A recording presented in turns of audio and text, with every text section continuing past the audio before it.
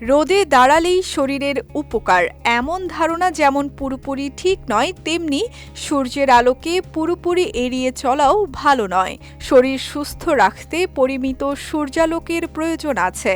আবার অতিরিক্ত রোদ ত্বক, চোখ, এমনকি দীর্ঘমেয়াদের স্বাস্থ্যের জন্য বড় ঝুঁকি তৈরি করতে পারে।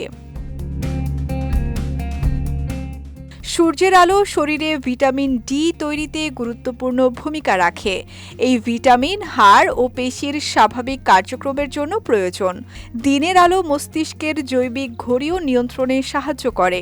সকালে সূর্যের আলো শরীরকে দিনের সময় সম্পর্কে সংকেত দেয়, ফলে রাতে ঘুমের প্রস্তুতিতেও সহায়তা করে।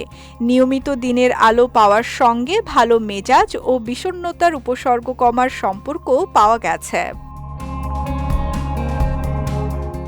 তবে প্রশ্ন হলো, কতক্ষণ রোদে থাকবেন? এর কোনো নির্দিষ্ট সময় সবার জন্য প্রযোজ্য নয়। ত্বকের রং, বয়স, ঋতু, ভৌগোলিক অবস্থান এবং সূর্যের অতি বেগুনি রশ্মির মাত্রার উপর প্রয়োজনীয় সময় নির্ভর করে।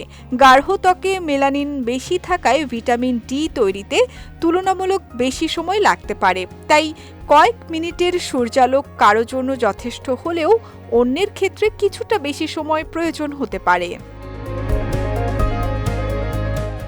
অন্যদিকে বেশি রোদ মানেই বেশি ভিটামিন ডি, এই ধারণা ভুল। দীর্ঘ সময় রোদে থাকলে ভিটামিন ডি অনির্দিষ্টভাবে বাড়তে থাকে না, বরং ত্বকে রোদে পোড়া, কালচে দাগ, অকাল বার্ধক্য এবং ত্বকের ক্যান্সারের ঝুঁকি বাড়াতে পারে। অতিরিক্ত ইউভি রশ্মি চোখেরও ক্ষতি করে এবং ছানির ঝুঁকি বাড়াতে পারে। আবার একেবারে রোদ এড়িয়ে চললেও সমস্যা হতে পারে। দীর্ঘদিন পর্যাপ্ত সূর্যালোক না পেলে ভিটামিন ডির ঘাটতি দেখা দিতে পারে, যা হাড়ের স্বাস্থ্যে নেতিবাচক প্রভাব ফেলতে পারে।